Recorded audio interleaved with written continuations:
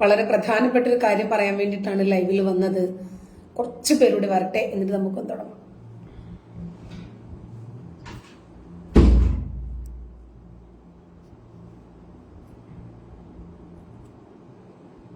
Haridasan hi, ഒരുപാട് നാളായി ലൈവിൽ വന്നിട്ട്. എന്തായിരുന്നാലും ഏകദേശം ഒരു 3 വർഷമെങ്കിലും കഴിഞ്ഞിട്ടുണ്ടാകും ഒരു ലൈവ് വന്നിട്ട്. ഒന്നാമത്തെ കാര്യം, 1 മണിക്കൂറെങ്കിലും മിനിമം ഇതിനകത്ത് ഇരിക്കണ്ടേ, അതിനുള്ള സമയക്കുറവ് കൊണ്ടാണ്. ഒരുപാട് നാളായി ഒരുപാട് കാര്യങ്ങൾ നിങ്ങളുമായിട്ട് പറയാനുമുണ്ട്. എനിക്ക് സൗകര്യമുള്ളത് നിങ്ങളോട് പറഞ്ഞു പോകുക എന്നതിലുപരിയായിട്ട് നിങ്ങൾക്ക് എന്നോട് പറയാനുള്ളത് തിരിച്ചു പറയാനോ, അതല്ലെങ്കിൽ ഞാൻ ചെയ്യുന്ന വീഡിയോകൾക്ക് നിങ്ങൾക്കൊരു കൗണ്ടർ പറയാനോ ഉള്ളൊരു സാഹചര്യം ഇല്ലാതിരിക്കുന്നത് വളരെ മോശം തന്നെയാണ്, എനിക്കിത് മനസ്സിലായിട്ടുണ്ട്. അതുകൊണ്ട് ഇനി എന്തായിരുന്നാലും നിരന്തരം നമുക്ക് പരസ്പരം സംവദിക്കാൻ തന്നെയാണ് തീരുമാനിച്ചിരിക്കുന്നത്. ഒരുപാട് പേര് വന്നിട്ടുണ്ട്, വളരെ സന്തോഷം കേട്ടാ. Sijo Jose hi, Sujanam hi, Ajayan, boss, Anil, എല്ലാവർക്കും വലിയ സന്തോഷമുണ്ട് കേട്ടോ, വല്ലാത്ത സന്തോഷം. പിന്നെ ആരാണ്, ബോസ്, അനിൽ വിഘ്നേശ്വർ, ഇതൊക്കെ പോകുന്നില്ല നിൽക്കുന്നില്ല. അജയൻ കുമാർ, സജിമോൻ, സജീവ്, ധന്യാശ്രീ, എല്ലാവരെയും കാണുന്നുണ്ട് കേട്ടാ. സുജനം, രാജൻ, മഹേഷ്, കേശവൻ, എല്ലാവർക്കും hi. Haridas, C K Gangadharan, Ismail, Mahesh, Nijesh, എല്ലാരോടും വളരെ ഹൃദയത്തിന്റെ ഭാഷയിൽ സന്തോഷം അറിയിക്കുന്നു. ഒരുപാടായല്ലോ പരസ്പരം കണ്ടിട്ട്. അപ്പോ ഇപ്പൊ എനിക്ക് തോന്നി യൂട്യൂബ് ലൈവ് ആയിരുന്നു സത്യത്തിൽ സെറ്റ് ചെയ്തിരുന്നത്. അപ്പൊ എനിക്ക് തോന്നി ഫേസ്ബുക്കിൽ ലൈവ് പോകാം, ഒരുപാടായി. എന്തായിരുന്നാലും പഴയ ഒരുപാട് സുഹൃത്തുക്കളെ കാണാനുണ്ട്, അവരെയൊന്നും കണ്ടിട്ടില്ല.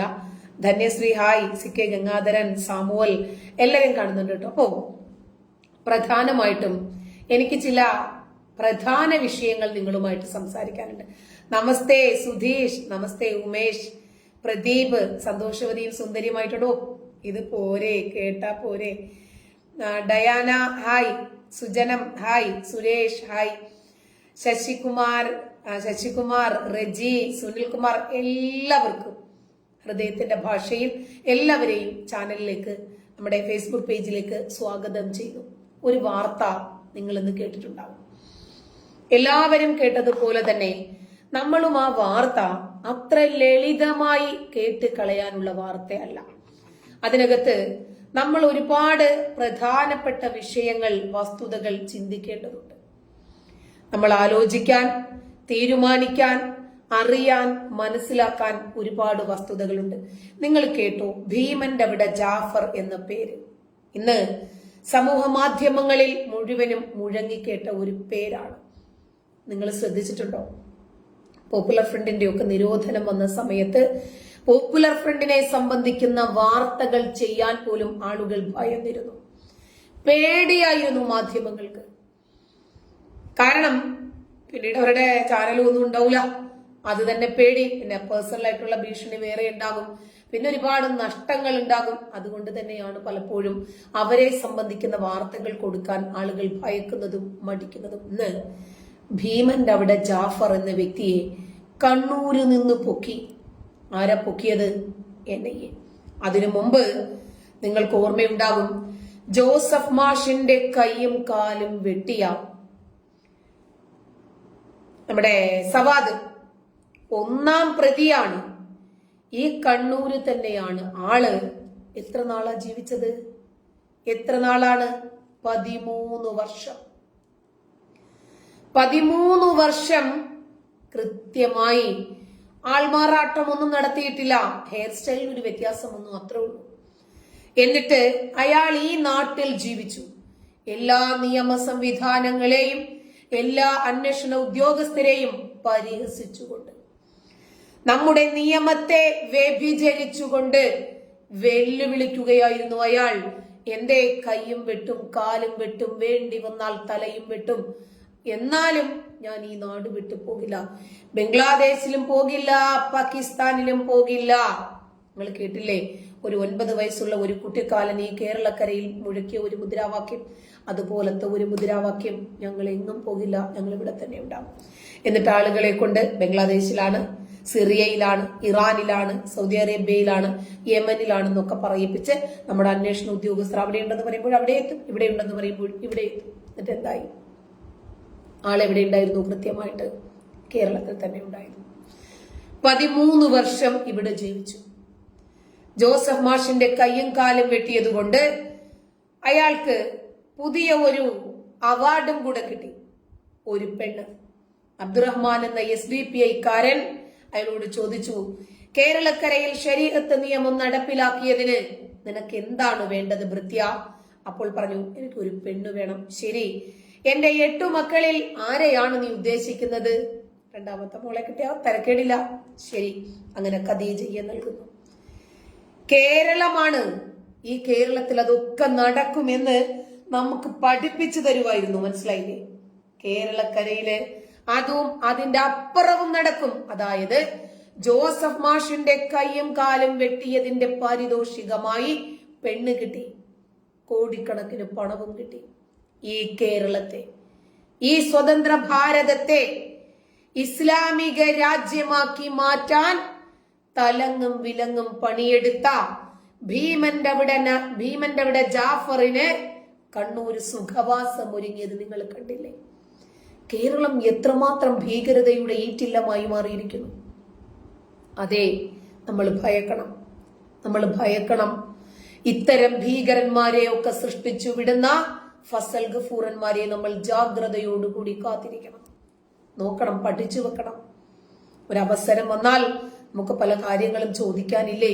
ചോദിക്കാൻ, മനസ്സിലാക്കി പ്രവർത്തിക്കാൻ, നമ്മുടെ സമ്മതിദാന അവകാശം രേഖപ്പെടുത്തേണ്ടെന്ന സമയം വരുമ്പോൾ ഇതൊക്കെ ഒന്ന് റീവൈൻഡ് ചെയ്ത് വരണം നമ്മുടെ മൈൻഡിലേക്ക്. 2047 ഈ സ്വതന്ത്ര ഭാരതത്തെ ഇസ്ലാം മത രാജ്യമാക്കി മാറ്റാൻ പണിയെടുത്ത വ്യക്തിയാണ് ജാഫർ. തുടക്കം മുതൽ ഈ രാജ്യത്തിന്റെ ബഹുസ്വരതയെ തകർക്കാനുള്ള ഗൂഢാലോചനയിൽ പങ്കുചേർന്നിരുന്നു. അയാളെയാണ് ഇപ്പോൾ NIA പൊക്കിയത്. 13 വർഷം കണ്ണൂര് തന്നെ ഒളിവിലായിരുന്നു സവാദ്. ജോസഫ് മാഷിന്റെ കയ്യും കാലും വെട്ടിയ മഴുവുമായി കടന്നു കളഞ്ഞതാ കക്ഷി. പിടിക്കാൻ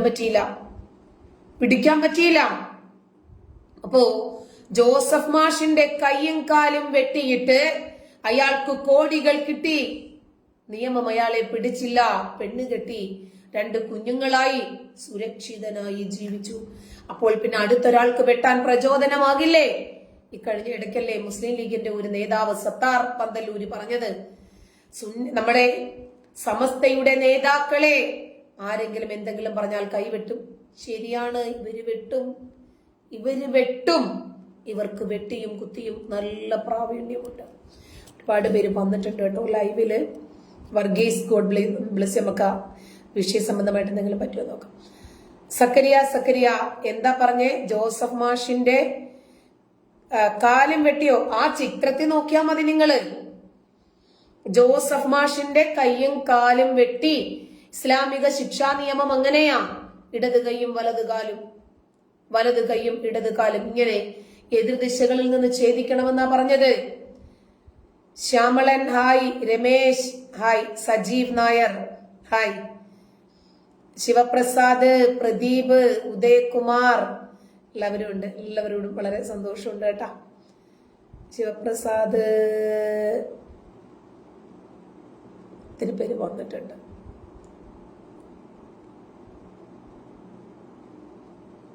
ഉമേഷ് ഹായ്, ജോസ്, സായിറാം, പ്രസാദ്, സെബാസ്റ്റ്യൻ, നിജേഷ്, മഹേഷ്, എല്ലാവരോടും വളരെയധികം സന്തോഷമുണ്ട് കേട്ടോ. ഒരുപാട് നാളുകൾക്ക് ശേഷമാണെങ്കിലും പെട്ടെന്ന് അപ്രതീക്ഷിതമായൊരു ലൈവ് വന്നപ്പോൾ നിങ്ങളൊക്കെ വന്നല്ലോ, വളരെ സന്തോഷം,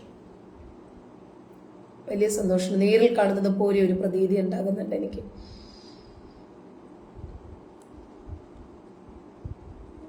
ഒരുപാട് പേര് വന്നിട്ടുണ്ട് കേട്ടാ.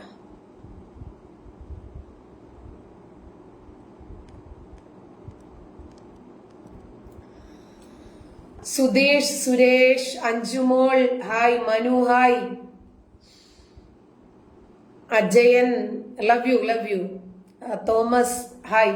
അപ്പോ പറഞ്ഞു വന്നത് ഇത്രയേ ഉള്ളൂ. ഇതില് കമ്മ്യൂണിസ്റ്റുകളുടെ പങ്ക് കൂടി തീർച്ചയായിട്ടും പറയാമല്ലോ.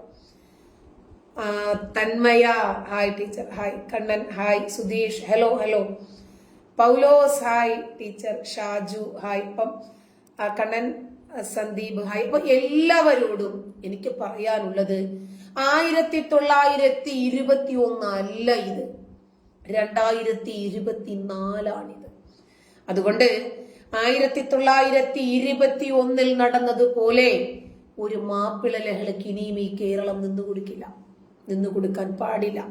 അതിനുള്ള കോപ്പാണ് ഇവർ കൂട്ടിക്കൊണ്ടിരിക്കുന്നത്.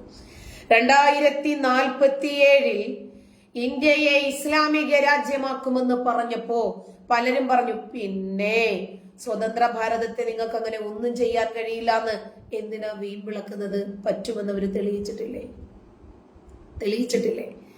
ബംഗ്ലാദേശിയും പാകിസ്ഥാനിയും ഒക്കെ അഫ്ഗാനിയും ഒക്കെ ഈ കേരളത്തിൽ വന്ന് പോപ്പുലർ ഫ്രണ്ടുകാരുടെ കീഴിൽ ആയുധ പരിശീലനം നേടിയത് നിങ്ങൾ മറന്നുപോയോ? നമ്മുടെ പിണറായി വിജയന്റെ അഗ്നിശമന സേന ഉദ്യോഗസ്ഥർ ഇവർക്ക് പരിശീലനം നൽകിയത് മറന്നുപോയോ? ആരെ രക്ഷപ്പെടുത്താനാണ് നമ്മുടെ പിണറായി വിജയന്റെ അഗ്നിശമന സേന ഉദ്യോഗസ്ഥർ പോപ്പുലർ ഫ്രണ്ടുകാർക്ക് പരിശീലനം നൽകിയത്? ഇന്ത്യക്കാർക്ക് എന്തെങ്കിലും സംഭവിച്ചാൽ ഇവർ വന്ന് രക്ഷപ്പെടുത്തുമെന്ന് വിചാരിച്ചിട്ടാണോ? അതോ പാകിസ്ഥാനികളെ രക്ഷപ്പെടുത്തുമെന്ന് വിചാരിച്ചിട്ടോ? നമ്മൾ ചിന്തിക്കേണ്ടുന്ന വസ്തുതയുണ്ട്. വെറുതെ കുത്തിത്തിരിപ്പ് ഉണ്ടാക്കുന്നതോ വർഗീയത ഉണ്ടാക്കുന്നതോ വിഭാഗീയത ഉണ്ടാക്കുന്നതോ അന്യമത വിരോധം പറയുന്നതോ ഒന്നുമല്ല. അങ്ങനെയൊന്നും നിങ്ങൾ ധരിക്കേണ്ട. ഇതിനകത്ത് അങ്ങനത്തെ ഒരു വസ്തുതയുമില്ല. പറഞ്ഞു വരുന്നത് ഇത്രയേ ഉള്ളൂ. നമ്മുടെ നാടിനെ തകർക്കാൻ, നമ്മുടെ നാനാത്വത്തിൽ ഏകത്വത്തെ തകർക്കാൻ, പല ജാതി മത വർഗ വർണ്ണ ആഘോഷങ്ങളും ഒക്കെയായി എല്ലാ മനുഷ്യരും ഒന്നുപോലെ ഒരു മാലയിലെ മുത്തുപോലെ ജീവിച്ചു കൊണ്ടിരിക്കുന്ന ഈ നാട്ടിൽ ഒരു മതവിഭാഗം മാത്രം ജീവിച്ചാൽ മതിയെന്നും മറ്റൊരു മതവിഭാഗവും ഇവിടെ ജീവിക്കണ്ട എന്നും ഒരു പ്രത്യേക വിഭാഗം തീരുമാനമെടുത്താൽ അത് അംഗീകരിച്ചു കൊടുക്കാൻ പറ്റില്ലെന്നേ പറഞ്ഞോളൂ. അത് അംഗീകരിച്ചു കൊടുക്കാൻ പറ്റില്ല. കാരണം ഇത് സ്വതന്ത്ര ഭാരതമാണ്. നിങ്ങൾക്ക് ഓർമ്മയുണ്ടോ? കണ്ണൂര് നമുക്കൊരുപാട് പറയാനുണ്ട്. ഷഹീൻ ബാഗിൽ നിന്ന് ഒരു ഡൽഹി സ്വദേശിയായ ഷാരൂഖ് സൈഫി എത്തുകയാണ് ഈ കേരളത്തിൽ. വെറുതെ എത്തിയതല്ല, അയാളെ ഇവിടെ എത്തിച്ചതാണ്. എത്തിച്ചതല്ലേ? അതെ, എത്തിച്ചത് തന്നെയാണ്. കൃത്യമായി നമ്മുടെ നാടിന്റെ ഭൂമിശാസ്ത്രം വരെ പറഞ്ഞുകൊടുത്ത്, നമ്മുടെ നാടിന്റെ സ്കെച്ച് അടക്കം പറഞ്ഞുകൊടുത്ത്, ഷൊർണൂർ റെയിൽവേ സ്റ്റേഷന്റെ എത്ര പരിധിക്കകത്താണ് പെട്രോൾ പമ്പ് ഉള്ളത് അതുവരെ പറഞ്ഞു കൊടുത്ത് പഠിപ്പിച്ച് നമ്മുടെ നാടിന്റെ ചൂരും ചൂടും കൃത്യമായി പറഞ്ഞു കൊടുത്തിട്ട് അയാളെ ഇവിടേക്ക് കൊണ്ടുവന്നു. അയാളെ ഷൊർണൂര് കാരക്കാട് കോളനിയിൽ അയാൾക്ക് താമസിക്കാനുള്ള സൗകര്യം ഒരുക്കി. ദിവസങ്ങളോളം അവിടെ വന്ന് താമസിച്ച് നമ്മുടെ നാടിനെ കുറിച്ച് പഠിക്കുക ഷാരൂഖ് സൈഫി. എന്നിട്ട് നമ്മുടെ ഷൊർണൂർ റെയിൽവേ സ്റ്റേഷനിൽ നിന്ന് അയാൾ കുറച്ച് അകലെയായി പോയിട്ട് 2 കിലോമീറ്റർ ഓട്ടോറിക്ഷയിൽ സഞ്ചരിച്ച് അയാൾ ഒരു ക്യാനിനകത്ത് കുറച്ച് പെട്രോളുമായി വരുക. എന്നിട്ട് ഒരു ബോഗിക്കകത്ത് ഒഴിക്കുന്നു. അയാൾ നോക്കുമ്പോൾ വേണ്ടത്ര രൂപത്തിൽ ആളിപ്പടർന്നില്ല. 3 പേര് മാത്രമേ കൊല്ലപ്പെട്ടുള്ളൂ. അതും ഈ തീ കണ്ടിട്ട് എടുത്ത് ചാടാൻ ശ്രമിച്ചവരാ. എന്നിട്ട് അയാൾ നേരെ അടുത്ത ബോഗിയിലേക്ക് കയറുവാണ് കത്തിക്കാൻ. ഷാരൂഖ് സൈഫിക്ക് എന്ത് നേട്ടമാണ് ഇതുകൊണ്ടുള്ളത്? പറഞ്ഞുതരാം, വിഷയങ്ങൾ ഇതൊന്നുമല്ല. എന്നിട്ട് 2ാമത്തെ ബോഗി കത്തിക്കാൻ ഒരുങ്ങുമ്പോൾ 5 ബോഗികളിൽ നിന്ന് ഒരുപോലെ അപായച്ചങ്ങല വലിച്ചു നിർത്തുവാണ്. സജീവ് നായർ ഹായ്, ഞാൻ കണ്ടു കേട്ടോ. അപായച്ചങ്ങല വലിച്ചു നിർത്തുവാൻ. എന്തിന്? ഈ ഭീകരൻ പിടിക്കപ്പെടരുത്. അപ്പോൾ ഈ ഭീകരനെ രക്ഷപ്പെടുത്താൻ എത്ര ആളുകൾ ചുറ്റുമുണ്ടെന്ന് ആലോചിച്ചു നോക്കൂ. എന്നിട്ട് ഭാഗികമായി ഒരു കണ്ണും ഒരു ശരീരത്തിന്റെ ഒരു ഭാഗം മൊത്തവും ഇയാൾക്ക് പൊള്ളലേൽക്കുന്നു. അതേ തീവണ്ടിയിൽ യാത്ര ചെയ്ത് ഷാരൂഖ് സൈഫി എത്തുന്നത് കണ്ണൂരാണ്.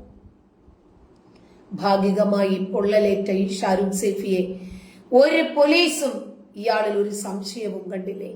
ഒരുപക്ഷെ മുഖം അടച്ചേക്കാം. ഈ മുഖം അടച്ചിട്ടും ഇയാളിൽ ഒരു സംശയാസ്പദമായ സാഹചര്യവും വീക്ഷിക്കാൻ കഴിയാത്ത നമ്മുടെ കേരള പോലീസിന്റെ നിഷ്കളങ്കതയെ വാനോളം പൊക്കണം. അയാള് കൃത്യമായി കണ്ണൂർ റെയിൽവേ സ്റ്റേഷനിൽ നേരം പുലരുവോളം സുഖസുന്ദരമായി സുരക്ഷിതനായി കഴിയുന്നെങ്കിൽ ഇത് പോലീസിന്റെ ഭാഗത്തു നിന്നുള്ള കൃത്യവിലോപമല്ലേ? പോലീസിന്റെ ഭാഗത്തു നിന്നും കൃത്യമായ രൂപത്തിലുള്ള സെർച്ചിങ് നടത്താത്തത് കൊണ്ടല്ലേ? എന്നിട്ട് അയാൾ ഇങ്ങനെ മഹാരാഷ്ട്രയിലെത്തി. എങ്ങനെയാണ് അയാൾ മഹാരാഷ്ട്ര വരെ എത്തിയത്? സുരക്ഷിതനായി. അയാളെ ആരും പിടിച്ചില്ല. സുരക്ഷിതനായി അയാൾ മഹാരാഷ്ട്രയിലെത്തി. മഹാരാഷ്ട്ര ATS ആണ് ഇയാളെ കണ്ടുപിടിക്കുന്നത്. ഇയാളുടെ കയ്യിൽ ധാരാളം സിമ്മുകൾ ഉണ്ടായിരുന്നു. അതിലൊരു സിം ഇട്ടപ്പോൾ മഹാരാഷ്ട്ര ATSന് ടവർ വന്നു. അയാൾ ഇന്നടത്തുണ്ട് എന്ന് മനസ്സിലാക്കിയ ഒരു ശാന്തിഗിരിയാണെന്ന് തോന്നുന്നു ഒരു ഹോസ്പിറ്റൽ. അങ്ങനെ ആ ഹോസ്പിറ്റൽ വളഞ്ഞാണ് ഷാരൂഖ് സൈഫിയെ പിടിക്കുന്നത്. പിടിച്ചിട്ട് ദൗർഭാഗ്യമെന്ന് പറയട്ടെ, കേരളത്തിൽ നടന്ന സംഭവമായതുകൊണ്ട്, കോഴിക്കോട് ജില്ലയിലെ എലത്തൂർ റെയിൽവേ സ്റ്റേഷനിൽ നടന്ന സംഭവമായതുകൊണ്ട്, അതും പെട്രോൾ സ്റ്റേഷന്റെ അടുത്ത്, ആരും പറഞ്ഞു കൊടുക്കാത്തത് കൊണ്ടാണ്. തൊട്ടടുത്ത് വലിയ പെട്രോൾ സ്റ്റേഷനാണുള്ളത്. എന്നിട്ട് അവിടെ വന്ന് തീയിട്ടത് കൊണ്ട് ദൗർഭാഗ്യമെന്ന് പറയട്ടെ, കേരള പോലീസിനെ തന്നെ ഏൽപ്പിക്കേണ്ടി വന്നു ഇയാളെ. അങ്ങനെ മഹാരാഷ്ട്ര ATS ഇയാളെ ഏൽപ്പിച്ചു. വണ്ടി മാറ്റി മാറ്റി കയറുവാണ്. ഫോർച്യൂണർ, ബൊലേറോ, ഇന്നോവ, പല വണ്ടികളിലും കയറ്റി പല സ്ഥലങ്ങളിലും കൊണ്ടിട്ട് വണ്ടിക്കൊക്കെ ടെക്നിക്കൽ പ്രോബ്ലം, അതുവരെ ഇല്ലാത്ത ടെക്നിക്കൽ പ്രോബ്ലം. ഷാരൂഖ് സൈഫി കയറിയ വണ്ടികൾക്കെല്ലാം ഇതിലൊന്നും ആർക്കും അസ്വാഭാവികതയൊന്നും ഇതുവരെ തോന്നിയിട്ടില്ല കേട്ടോ. അങ്ങനെ ആള് കേരളത്തിൽ എത്തുന്നതിന് മുമ്പ് 10 തവണയിലധികം ഇയാളെ രക്ഷപ്പെടുത്താൻ ശ്രമിക്കുവാണ് കേരള പോലീസ്. DYSP ആണ് NIAക്ക് റിപ്പോർട്ട് നൽകുന്നത്. ഇയാളെ രക്ഷപ്പെടുത്താൻ കേരള പോലീസ് ശ്രമിക്കുന്നുണ്ടെന്ന്. ഇവർ ഭീകരന്മാരുടെ കൂടെ തന്നെയല്ലേ? ഇവരല്ലേ കേരളത്തിലെ ഭീകരവാദികളെ വളർത്തിക്കൊണ്ടുവരുന്നതല്ലെന്ന് പറയാമോ? തീവ്രവാദികളെയും ഭീകരവാദികളെയും വളർത്തി വലുതാക്കി നമ്മുടെ കേരളത്തെ ഭീകരർക്ക് തീരെഴുതി കൊടുക്കാൻ തയ്യാറായി നിൽക്കുന്ന ഇവരെയാണ് നമ്മൾ തിരിച്ചറിയേണ്ടത്. ഇവരെ നമ്മൾ വോട്ട് ചെയ്ത് വിജയിപ്പിച്ച് നമ്മളെ ഭരിക്കാൻ, നമ്മുടെ രാജ്യത്തെ സംരക്ഷിക്കാൻ, നമ്മുടെ രാജ്യത്തെ വികസിപ്പിക്കാൻ വേണ്ടി നമ്മളെ ഏൽപ്പിച്ചതാണ്. നമ്മുടെ സമ്മതിദാന അവകാശം രേഖപ്പെടുത്തിയിട്ട് എന്നിട്ട് അവരെന്താ ചെയ്യുന്നത്? ഈ രാജ്യം പാകിസ്ഥാന് കൊടുക്കണോ, അഫ്ഗാന് കൊടുക്കണോ, അതോ പോപ്പുലർ ഫ്രണ്ടിന് തീരാധാരം എഴുതി കൊടുക്കണോ എന്ന് മത്സരിക്കുവാണ്. ഇതല്ലേ നമ്മുടെ നാട്ടിൽ ഇപ്പൊ നടന്നുകൊണ്ടിരിക്കുന്നത് അല്ലെ? ആ ഷാരൂഖ് സൈഫി കണ്ണൂർ സേഫ് ആയിരുന്നു. കണ്ണൂർ അയാൾ സേഫ് ആയിരുന്നു. കണ്ണൂരിൽ നിന്ന് ഇപ്പോൾ പിടിക്കുന്നത് എത്രാമത്തെ ഭീകരനെയാണ് എന്ന് നോർത്താ മതി. ഒരു അഡ്വക്കേറ്റ് സാദിഖിനെ പിടിച്ചു, NIA പോപ്പുലർ ഫ്രണ്ട് ഭീകരനെ. അയാള് ഒരു അഡ്വക്കേറ്റ് ആയിരുന്നു. അഡ്വക്കേറ്റിന്റെ റൂം സെർച്ച് ചെയ്യുമ്പോൾ സ്വാഭാവികമായും കിട്ടേണ്ടത് കേസ് ഡയറികളും നിയമപുസ്തകങ്ങളുമാണ്. പക്ഷേ ബാഡ്മിന്റൺ കിറ്റിനകത്ത് നിന്ന് കിട്ടിയത് സ്ഫോടക വസ്തുക്കളും തോക്കും ഗണ്ണുമൊക്കെയായിരുന്നു. ഇവർ ഈ കേരളത്തെ എന്താക്കാനാണ് ഉദ്ദേശിച്ചിരിക്കുന്നത്? ഇതെന്താ അഫ്ഗാനോ, ഇതെന്താ സിറിയയോ, അതോ പാകിസ്ഥാനോ? രാവിലെ ഒരു പള്ളിയിൽ ബോംബ്, ഉച്ചയ്ക്ക് മറ്റൊരു പള്ളിയിൽ സ്ഫോടനം, മൂന്നാമത് മറ്റൊരു പള്ളിയിൽ കഴുത്തറുക്കൽ. ഇങ്ങനെ നടക്കുന്ന പാകിസ്ഥാന്റെ സമാധാനം ഈ കേരളത്തിൽ സ്ഥാപിക്കാനാണോ ഇവർ ശ്രമിച്ചുകൊണ്ടിരിക്കുന്നത്? ഈ കേരളത്തില് കണ്ണൂര്, അതുപോലെ ഈരാറ്റുപേട്ടയൊക്കെ എത്രമാത്രം ഭീകരർ വളരുന്നു എന്ന് നോക്കൂ. ഇവരെ ആരാ വളർത്തിക്കൊണ്ടുവരുന്നത്? ഇവരെ തലങ്ങും വിലങ്ങും വളർത്താനും പരിപോഷിപ്പിക്കാനും ഇവർക്ക് വേണ്ടതെല്ലാം നൽകാനും ജാഗ്രതയോടുകൂടി നമ്മുടെ കേരള സർക്കാരുണ്ട്. പോപ്പുലർ ഫ്രണ്ട് എപ്പോഴാണ് ഈ സംഘടന ഫോം ചെയ്യുന്നത്? SDPI. ഇവർക്ക് വളരെ പെട്ടെന്ന് തന്നെ 5 ലക്ഷം ആളുകളെ കോഴിക്കോട് കടപ്പുറത്ത് മഹാജന സമ്മേളനത്തിൽ സംഘടിപ്പിക്കാൻ സാധിക്കുന്നുണ്ടെങ്കിൽ കുറച്ച് സംസ്ഥാന നേതാക്കളെയും കുറച്ച് ജില്ലാ നേതാക്കളെയും അറസ്റ്റ് ചെയ്ത് തീഹാർ ജയിലിൽ അടച്ചതുകൊണ്ട് ഈ ഭീകരവാദവും ഈ തീവ്രവാദവും ഇല്ലാതാകുമെന്ന് നിങ്ങൾ വിചാരിക്കുന്നുണ്ടോ? SDPI അങ്ങ് തിളയ്ക്കാൻ കഴിയുമെന്ന് നമ്മൾ വിചാരിക്കുന്നുണ്ടോ? PFI എന്ന 3 അക്ഷരവും പോപ്പുലർ ഫ്രണ്ട് എന്ന ഭീകരവാദ സംഘടനയുടെ പേരും മാത്രമേ നിരോധിക്കാൻ കേരള സർക്കാരിന് കഴിഞ്ഞിട്ടുള്ളൂ. ഇപ്പോഴും ഇവർ 2024 പ്രധാനമന്ത്രിയെ തെരഞ്ഞെടുക്കുന്ന തിരക്കിലാണ്. 2047 ഗവർണറും പ്രധാനമന്ത്രിയും മുഖ്യമന്ത്രിമാരും ഒക്കെ ഇന്ന് തിഹാർ ജയിലിൽ കിടന്ന് ഡയപ്പറിലിരുന്ന് മുള്ളുക. ഒരു രക്ഷയുമില്ല. ഈ പോപ്പുലർ ഫ്രണ്ട് ഭീകരനായ ജോസഫ് മാഷിന്റെ കയ്യും കാലും വെട്ടിയ സവാദ് പിടിക്കപ്പെട്ടത് എങ്ങനെയാണെന്നറിയാമോ? പോപ്പുലർ ഫ്രണ്ടിനെ നിരോധിച്ചപ്പോൾ, പോപ്പുലർ ഫ്രണ്ടിന്റെ നേതാക്കളെ തിഹാർ ജയിലിൽ അടച്ചപ്പോൾ ആ നേതാക്കളെ നല്ല രൂപത്തിൽ NIA സൽക്കരിച്ചു.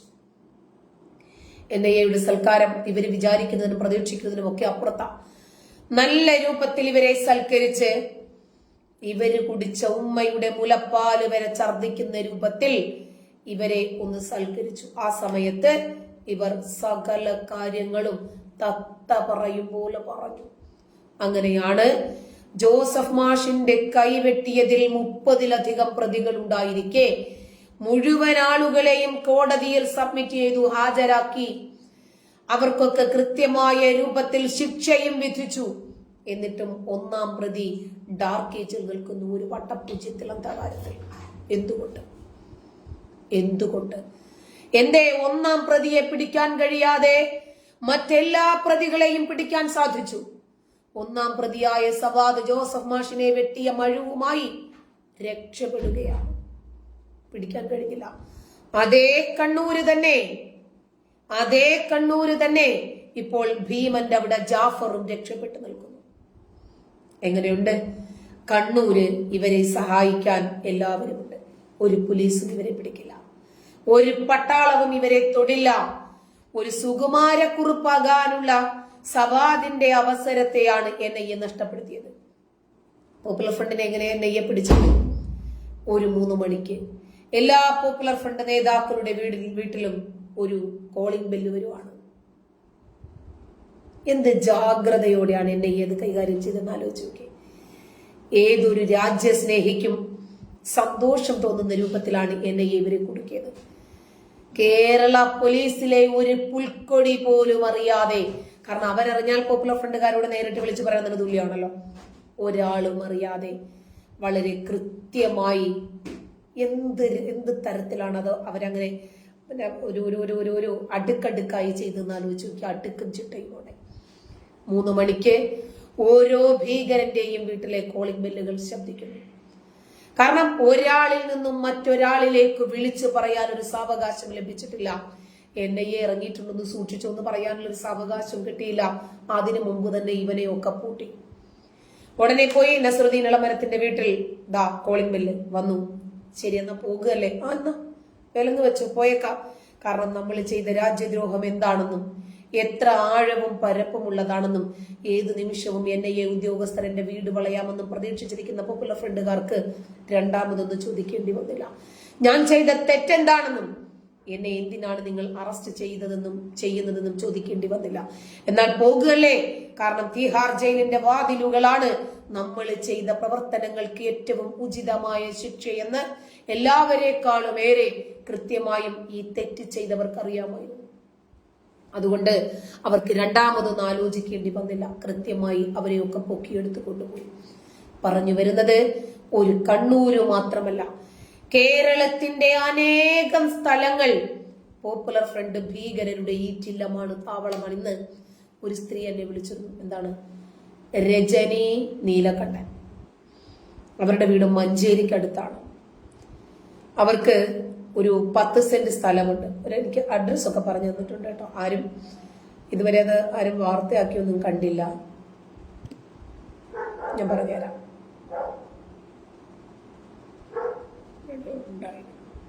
അവരിന്ന് കുറച്ചു മുമ്പാണ് എന്നെ വിളിച്ചെന്ന് സംസാരിച്ചിരുന്നത്. പോയെന്ന് തോന്നുന്നു. അവർക്ക് രജനി നീലകണ്ഠൻ എന്നാണ് അവരുടെ പേര്. മഞ്ചേരിക്കടുത്താണ് വീട്. ഏതോ ഒരു കോളനിയും വാർഡൊക്കെ എനിക്ക് പറഞ്ഞു തന്നു. മുസ്ലിങ്ങളൊക്കെ തിങ്ങി പറക്കുന്ന പ്രദേശമാണ്. അവർക്ക് അവിടെ ഒരു 10 സെന്റ് സ്ഥലവും വീടുമുണ്ട്. അവിടെ താമസിക്കാൻ മുസ്ലിങ്ങൾ അവരെ അനുവദിക്കുന്നില്ല. അവര് പലരുടെയും കാല് പിടിച്ചു നോക്കി, ഇവരോട് മുട്ടാൻ ഒരാളും തയ്യാറാകുന്നില്ല. ഒടുവില് ഞാൻ തത്വമയിലെ രാജേഷിനെ വിളിച്ചിട്ട് പറഞ്ഞു, രാജേഷ് ഇതൊന്ന് നോക്കണേ, ഇതിന് എത്രമാത്രം ജെന്യൂനിറ്റി ഉണ്ടെന്ന് അറിയില്ല, ഒന്ന് അന്വേഷിക്കണമെന്ന് പറഞ്ഞ് അവരുടെ നമ്പർ ഇവർക്കും കൊടുത്തു, ഇവരുടെ നമ്പർ അവർക്കും കൊടുത്തു. ഈ കേരളത്തിൽ ഒരു പ്രത്യേക മതവിഭാഗത്തിന് മാത്രം മെജോറിറ്റിയോ, അവര് മാത്രം മതിയോ ഈ കേരളത്തിലെ? അവകാശം വാങ്ങി അടകുടി കിടന്ന് നെഞ്ചിലിടിച്ച് നിലവിളിച്ച് അവകാശം വാങ്ങി പാകിസ്ഥാൻ നിർമ്മിച്ചു പോയിട്ട് വീണ്ടും വന്നിട്ട് ഈ അടിസ്ഥാനത്തിൽ നിന്നും വീണ്ടും അവകാശം വേണമെന്ന് പറയുന്നത് പോലെ മര്യാദയ്ക്ക് ജീവിച്ചാൽ നമ്മുടെ നാട്ടിൽ ജീവിക്കാമെന്ന് ഇവര് തന്നെ വിളിച്ച മുദ്രാവാക്യം അനുസരിച്ച് ഇവിടെ അടങ്ങി ഒതുങ്ങി ജീവിച്ചാൽ ഇവിടെ ജീവിക്കാം, അല്ലെങ്കിൽ ഇവരുടെ നേതാക്കളെ പോലെ തിഹാർ ജയിലിൽ ജീവിക്കാം. എന്താ സംശയം? ഒരു സംശയമില്ല. ഇത്തരക്കാരെ ഒതുക്കേണ്ടത് അവിടെ തന്നെയാണ്, സംശയമില്ല. കുറെ ആൾക്കാർ വന്നിട്ടുണ്ട് കേട്ടോ. രതീഷ്, മധു, ബിജു, ഹായ്, എല്ലാവർക്കും ഹായട്ടാ. Sajeev, VD Varghese, Sajeev Nair, hi. സജീവെ ഞാൻ കണ്ടേട്ടാ. ജോസ്, സജീവിന്റെ എല്ലാ മെസ്സേജും ഞാൻ കണ്ടു. സന്തോഷ്, സുധി, ജയ്ഫിൻ, രാജേഷ് കോത്തോടുമുണ്ട്. രാജേഷ് കല്ലപ്പള്ളി അല്ലേ, കല്ലപ്പള്ളി പ്രസാദ്, ഷിബു, ബാസി, ദിനേഷ്, കണ്ണൻ, എല്ലാവർക്കും ഹായ് കേട്ടോ. ഹരിദാസൻ, മനു, ജിമ്മി, സുധീഷ്, കണ്ണൻ, എല്ലാവർക്കും, തന്മയ, എല്ലാവർക്കും കേട്ടോ. ബാസി, ഓരോരുത്തരെയും പേരെടുത്ത് പറയുന്നില്ല കാരണം കണ്ടമാന ആൾക്കാർ വന്നിട്ടുണ്ട് കേട്ടോ. Anjumol hi. Jamida teacher hi. എല്ലാരോടും വളരെ സന്തോഷം, നിങ്ങളൊക്കെ ഇങ്ങനെ കാണാൻ കഴിഞ്ഞതിൽ വല്ലാത്ത സന്തോഷമുണ്ട്. VK Baiju hi. എന്താ നീ പീഡനം ഒക്കെ ആയിട്ടൊരു വാർത്തയൊക്കെ ചെയ്തിട്ടുണ്ടായിരുന്നല്ലോ. ഷാജി, സുരേഷ്, മണി, കൈവേലി, ജയൻ, ജീതു, എല്ലാവരോടും വളരെ സന്തോഷം. ഒരു കാര്യമാണ് എനിക്ക് നിങ്ങളോട് ഉണർത്താനുള്ളത്. അതായത് കേരളം ഈ ഭീകരരുടെ ഈറ്റില്ലമായി മാറാൻ മതേതര മലയാളികൾ അനുവദിക്കരുത്. ഇവരേതാണ്ട് നമ്മൾ വിചാരിക്കുന്നത് പോലെയല്ല. ഇവർ യൂണിവേഴ്സിറ്റി ആയി കഴിഞ്ഞു. ഇവർക്ക് ഇവിടെ എന്തും പറ്റും. ആദ്യം പോപ്പുലർ ഫ്രണ്ടിന്റെ ഈ ഭീകരരുടെ നഴ്സറി ആയിരുന്നു കേരളമെങ്കിൽ ഇന്നത് യൂണിവേഴ്സിറ്റിയായി മാറിയിട്ടുണ്ട്. PC ജോർജ് ഈ വസ്തുത ഉറക്കെ പറഞ്ഞപ്പോൾ PC ജോർജിനെ തളയ്ക്കാൻ, PC ജോർജിനെ അറസ്റ്റ് ചെയ്ത് ജയിലിൽ അടയ്ക്കാൻ വേണ്ടി മുദ്രാവാക്യം മുഴക്കിയിരുന്ന ആൾക്കാരെവിടെ? ഈ കേരളത്തിലെ ലവ് ജിഹാദിനും നാർക്കോട്ടിക് ജിഹാദിനുമെതിരെ സംസാരിച്ചതിന്റെ പേരിൽ പാലാ ബിഷപ്പിന്റെ നാവറുക്കാൻ നിന്നവരെവിടെ പോയി? പാലാ ബിഷപ്പിന്റെ തലയെറുക്കാൻ നിന്നവരെവിടെ പോയി? ഈ ഭീകരരെ ആരും എതിർക്കരുത്. അതുകൊണ്ട് ഇവരെ ഹിന്ദുക്കളുടെ തോളിൽ ഒന്ന് കൈയിടും, നാളെ ആ തലയെടുക്കാതെ നോക്കിക്കോ. ക്രിസ്ത്യാനികളെ ഒന്ന് ഹായ് പറയും, എന്നിട്ട് അവരെ ഹായ് നിൽക്കട്ടാ, ഒന്ന് നിസ്കരിച്ചിട്ട് വരാം. നിസ്കരിക്കാൻ കയറിയിട്ട് എന്താ പറയുന്നത്? അല്ലാഹുവേ, നീ വഴിപിഴപ്പിച്ച ഈ പിഴച്ചവരുടെ മാർഗത്തിൽ, നീ കോപിച്ചവരുടെ മാർഗത്തിലല്ല നീ ഞങ്ങളെ ആക്കല്ലേ എന്ന് പറഞ്ഞ ഹായ് രാ, നീ എന്റെ സഹോദരനാണ് കേട്ടോ, സുഹൃത്താണ് കേട്ടോ. ഇവരുടെ ഉള്ളിൽ എന്താ? ഒരവസരം പാർത്തിരിക്കുന്ന ചെന്നായ, ചോര കുടിക്കാൻ അന്യമതസ്ഥരുടെ ചോരയ്ക്ക് വേണ്ടി ദാഹിച്ചിരിക്കുന്ന ഒരു ചെന്നായ ഇവരുടെ ഉള്ളിൽ ഉറങ്ങിക്കിടപ്പുണ്ട്. അവസരത്തിന് വേണ്ടി അവർ കാതോർത്തിരിക്കുവാണ്. ഒരവസരം വന്നാൽ തീർച്ചയായിട്ടും അവരത് യൂട്ടിലൈസ് ചെയ്യും. നിങ്ങൾ കണ്ടില്ലേ, ഇസ്രായേൽ ഹമാസ് പ്രശ്നം വന്നപ്പോൾ ഹമാസിനെ ഒരു ലോകരാജ്യവും പിന്തുണച്ചില്ല. പലസ്തീനെ പിന്തുണച്ചു. പലസ്തീനിലെ സാധാരണ ജനങ്ങൾ എന്തു പിഴച്ചു? ഇവരെ എലക്ട് ചെയ്തു എന്നുള്ള തെറ്റല്ലാതെ വേറൊന്നും അവർ ചെയ്തിട്ടില്ല. ഒരുപക്ഷെ അവർ തുരങ്കങ്ങൾ ഉണ്ടാക്കിയപ്പോൾ എതിർത്തില്ല. അവരുടെ ഭീകരത വളർക്കുമ്പോൾ വളരട്ടെ എന്ന് വിചാരിച്ചവരാരും എതിർത്തില്ല. ശരി തന്നെയാണ്. ഈ മക്കയിലും മദീനയിലും നബി ജനിച്ച മണ്ണാണ്. ഇസ്ലാമിക ശരീഅത്ത് നിയമം നിലനിൽക്കുന്ന മണ്ണാണ്. അവിടെ പോലും ഗാസയ്ക്കു വേണ്ടി ശബ്ദിച്ചാൽ കൽത്തുറങ്കിൽ അടയ്ക്കുമെന്നായിരുന്നു അവിടെയൊക്കെ പുറപ്പെടുവിച്ച നിയമമെങ്കിൽ ഈ കേരളത്തിൽ ഹമാസ് ഭീകരനായ ഖാലിദ് മിഷേലിനെ കൊണ്ടുവന്നൊരു വിർച്വൽ മീറ്റിംഗ് നടത്തിയാൽ ഒരു വേദി കൊടുക്കുക. എന്തിന്? കേരളത്തിൽ നിങ്ങൾക്ക് സ്പേസ് ഉണ്ട് എന്നറിയിക്കുവാണ്. കൊല്ലങ്ങൾക്ക് മുമ്പ് സക്കീർ നായിക് പറഞ്ഞു വെച്ചു, ഇന്ത്യയിൽ കേരളം എന്നൊരു സംസ്ഥാനമുണ്ടെങ്കിൽ അങ്ങോട്ട് പോയിക്കോ, നിങ്ങളുടെ എല്ലാ തരത്തിലുള്ള ആശയങ്ങളും നിലപാടുകളും ആദർശങ്ങളും വളർത്താൻ പറ്റിയ മണ്ണാണത് എന്ന് പറഞ്ഞു വെച്ചു. അതുകൊണ്ട് കേരളത്തിൽ ഹമാസുകാരെ, ഭീകരരെ, ഐസിസ് ഭീകരരെ, ലഷ്കർ-ഇ തൊയ്ബയായാലും അൽ ഖ്വയ്ദയായാലും ഹിസ്ബുള്ളയായാലും ഇനി ഹൂതികളായിരുന്നാലും ശരി, നിങ്ങളെ സ്വാഗതം ചെയ്യാൻ നിങ്ങളെ പോലെ ചിന്തിക്കുന്ന സമാന മനസ്കരായ കേരളക്കരയിലെ കുറച്ച് ആളുകൾ ഉണ്ട് കേട്ടോ എന്ന് വിളിച്ചറിയിക്കുകയായിരുന്നു. ഇത് രാജ്യത്തിന് ഭീഷണിയാണ്. ഇത് രാജ്യത്തിന് ഭീഷണിയാണ്. ഈ രാജ്യത്തിന് തുരങ്കം വയ്ക്കാൻ ശ്രമിച്ച ഊത്ത് ലീഗുകാരെ ആരെങ്കിലും രംഗത്ത് കൊണ്ടുവരാൻ ശ്രമിച്ചോ? അവരുടെ രാജ്യദ്രോഹത്തെ സംബന്ധിച്ച് സംസാരിക്കാൻ ആഗ്രഹിച്ചോ? ഇല്ല.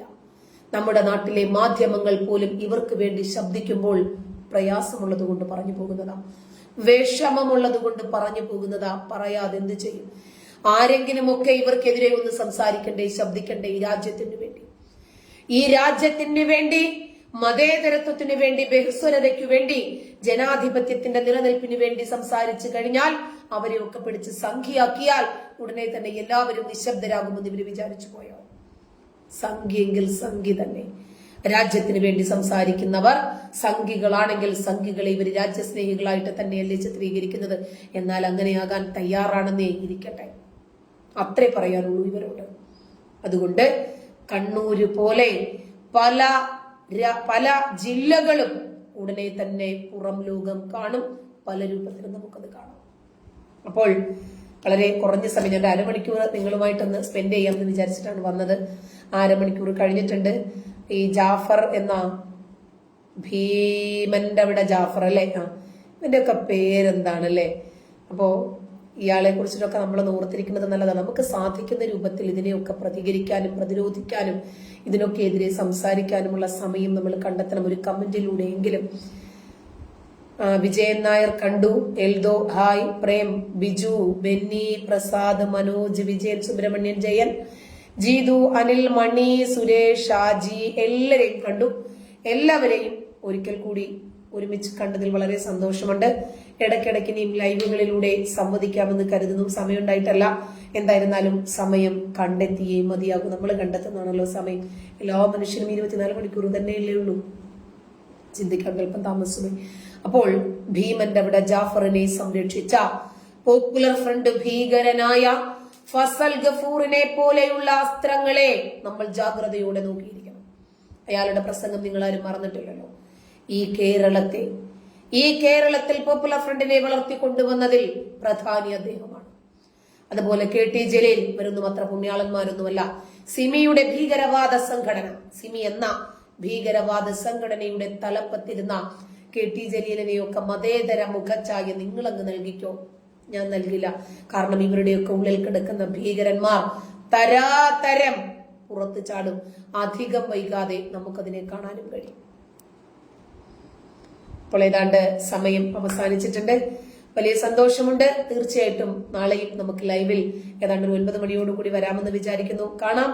എല്ലാവർക്കും ശുഭരാത്രി. നമസ്കാരം.